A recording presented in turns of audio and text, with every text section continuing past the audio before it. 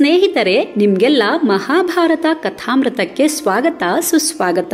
ಹಿಂದಿನ ಸಂಚಿಕೆಯಲ್ಲಿ ಪಾಂಡುವಿನ ಮಕ್ಕಳ ಬಗ್ಗೆ ಧರ್ಮಸಭೆ ಹೇಳಿದ ಮಾತುಗಳನ್ನು ಕೇಳಿಸಿಕೊಂಡಿದ್ವಿ.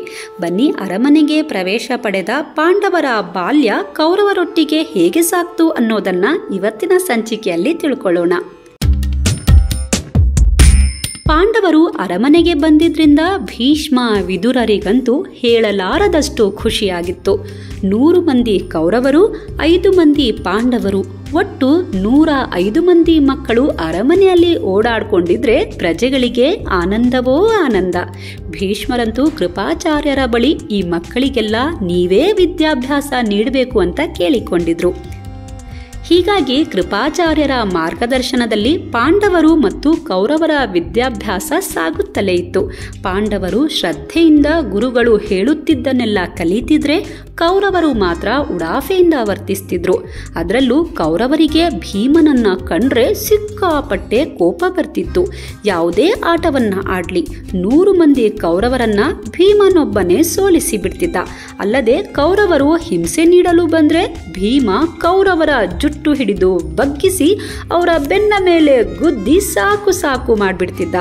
ಕೌರವರು ಮರ ಹತ್ತಿದ್ರೆ ಮರವನ್ನೇ ಅಲುಗಾಡಿಸಿ ಬಿಡ್ತಿದ್ದ.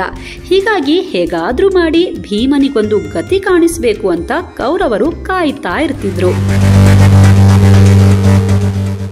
ಒಂದಿನ ಏನಾಯ್ತು ಅಂದ್ರೆ, ಕೌರವರು ಪಾಂಡವರು ಎಲ್ರೂ ಪ್ರಮಾಣಕೋಟಿ ಅನ್ನೋ ಸ್ಥಳಕ್ಕೆ ನೀರಾಟ ಆಡೋಕೆ ಹೋಗಿದ್ರು. ನೀರಿನಲ್ಲಿ ಆಟ ಆಡಿ ಆಡಿ ಎಲ್ರಿಗೂ ಸುಸ್ತಾಯ್ತು. ಹೀಗಾಗಿ ನದಿಯ ದಂಡೆಯಲ್ಲೇ ಕಣ್ಣು ಮುಚ್ಚಿ ಮಲಗಿದ್ರು. ಭೀಮನೂ ಕೂಡ ಜೋರಾಗಿ ನಿದ್ದೆ ಮಾಡಿದ್ದ. ಇದನ್ನ ನೋಡಿ ದುರ್ಯೋಧನ ತನ್ನ ತಮ್ಮಂದಿರ ಜೊತೆ ಸೇರಿ ಭೀಮನನ್ನ ಹಗ್ಗದಲ್ಲಿ ಕಟ್ಟಿ ನೀರಿಗೆ ಎಸೆದ. ಆದ್ರೆ ಭೀಮ ಹಗ್ಗವನ್ನ ತುಂಡರಿಸಿಕೊಂಡು ಮತ್ತೆ ನದಿಯ ತಟಕ್ಕೆ ಬಂದು ಮಲಗಿದ. ಹೀಗಾಗಿ ಕೌರವರು ಹೊಸದೊಂದು ಉಪಾಯ ಮಾಡಿದ್ರು. ನಾವೆಲ್ಲರೂ ವಾಯುವಿಹಾರ ಮಾಡೋಣ, ತುಂಬಾ ಹೊತ್ತು ಆಟ ಆಡೋಣ ಅಂತ ಹೇಳಿ ಪಾಂಡವರನ್ನ ಕರ್ಕೊಂಡು ಗಂಗಾ ನದಿ ಸಮೀಪಕ್ಕೆ ಹೋದ್ರು. ಆ ದಿನ ದುರ್ಯೋಧನನಂತೂ ಭೀಮನ ಜೊತೆನೇ ಇದ್ದ. ಎಲ್ರೂ ಆಟ ಆಡಿ ದಣಿವಾಗಿ ಊಟ ಮಾಡೋ ಸಮಯದಲ್ಲಿ ದುರ್ಯೋಧನ ಕಾಲಕೂಟವೆಂಬ ವಿಷವನ್ನ ತಿಂಡಿಯಲ್ಲಿ ಬೆರೆಸಿ ಭೀಮನಿಗೆ ತಿನ್ನೋಕೆ ಕೊಟ್ಟ. ಭೀಮ ಕೂಡ ತನ್ನಿಷ್ಟದ ತಿಂಡಿಯನ್ನ ತಿಂತಾ ಹೋದ. ಕ್ರಮೇಣ ಭೀಮನಿಗೆ ವಿಷದಿಂದಾಗಿ ಪ್ರಜ್ಞೆ ತಪ್ಪಿತು.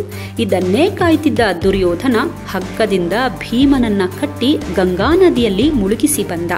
ಆದ್ರೆ ಗಂಗೆಯೊಳಗೆ ಮುಳುಗಿದ ಭೀಮ ನಾಗಲೋಕಕ್ಕೆ ತಲುಪ್ದ. ಅವನನ್ನ ನೋಡಿ ನಾಗಗಳು ಯಾರೋ ಶತ್ರುಗಳು ನಮ್ಮ ಲೋಕಕ್ಕೆ ಬಂದಿದ್ದಾರೆ ಅಂತ ತಿಳಿದು ಭೀಮನನ್ನ ಕಚ್ಚಿದ್ವು. ಆದ್ರೆ ಅವರು ಕಚ್ಚಿದ್ರಿಂದ ಭೀಮನ ಮೈಯಲ್ಲಿದ್ದ ವಿಷ ಹೊರಗೆ ಹೋಯ್ತು. ತನ್ನೆದುರಿಗೆ ಬಂದ ಸರ್ಪಗಳ ಜೊತೆ ಭೀಮ ಸೆಣಸಾಟ ಪ್ರಾರಂಭ ಮಾಡ್ದ. ನಾಗಗಳನ್ನ ಹಿಡಿದು ನೆಲಕ್ಕೆ ಅಪ್ಪಳಿಸ್ದ. ಈ ರೀತಿ ಭೀಮ ನಾಗಗಳಿಗೆ ಹೆದರದೆ ಅವರನ್ನೇ ಬಗ್ಗು ಬಡಿಯುತ್ತಿರೋ ವಿಷ ನಾಗದೊರೆ ವಾಸುಕಿಗೆ ತಿಳಿತು. ಅವನು ಭೀಮ ಪಾಂಡುಪುತ್ರ ಅನ್ನೋದನ್ನ ಕೇಳಿ ಬಹಳ ಖುಷಿಪಟ್ಟು ಭೀಮನಿಗೆ ನಾಗಲೋಕವನ್ನೆಲ್ಲ ತೋರಿಸ್ದ. ಅಲ್ಲದೆ ನಾಗಲೋಕದಲ್ಲಿರೋ ಔಷಧ ಕುಂಡಗಳನ್ನ ಕುಡಿಯಲು ನೀಡಿದ.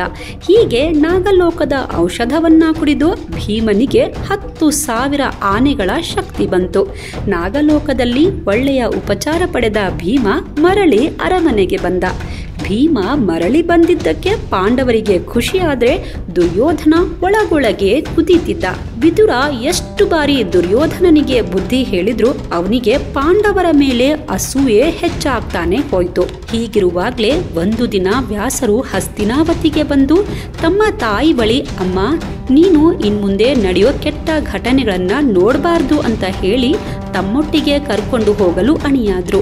ಸತ್ಯವತಿಯ ಜೊತೆಗೆ ಅವಳ ಸೊಸೆಯಂದಿರಾದ ಅಂಬಿಕೆ, ಅಂಬಾಲಿಕೆಯರು ಅರಣ್ಯವಾಸಕ್ಕೆ ಹೊರಟ್ರು.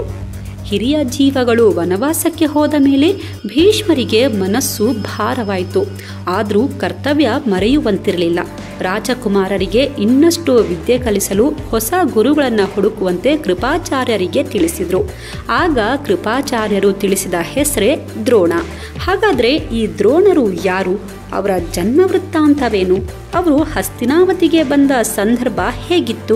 ಇವೆಲ್ಲವನ್ನ ಮುಂದಿನ ಸಂಚಿಕೆಯಲ್ಲಿ ತಿಳಿಸಿಕೊಡ್ತೀವಿ. ಅಲ್ಲಿವರೆಗೂ ನೋಡ್ತಾ ಇರಿ inspire Kannada YouTube channel. Mahabharata Kathamrita ಸರಣಿಯನ್ನ ನೀವು ಕೇಳೋದ್ರ ಜೊತೆಗೆ ನಿಮ್ಮವರೊಂದಿಗೂ ನೀವು ಹಂಚಿಕೊಳ್ಳಿ. ಸಾಧ್ಯವಾದರೆ ನಿಮ್ಮ ಅಭಿಪ್ರಾಯವನ್ನ ತಪ್ಪದೆ ಕಾಮೆಂಟ್ ಬಾಕ್ಸ್ನಲ್ಲಿ ವ್ಯಕ್ತಪಡಿಸಿ ಅಂತ ಹೇಳ್ತಾ ಇವತ್ತಿನ ಸಂಚಿಕೆಯನ್ನ ಮುಗಿಸ್ತಾ ಇದ್ದೀವಿ. ಧರ್ಮೋ ರಕ್ಷತಿ ರಕ್ಷಿತಃ.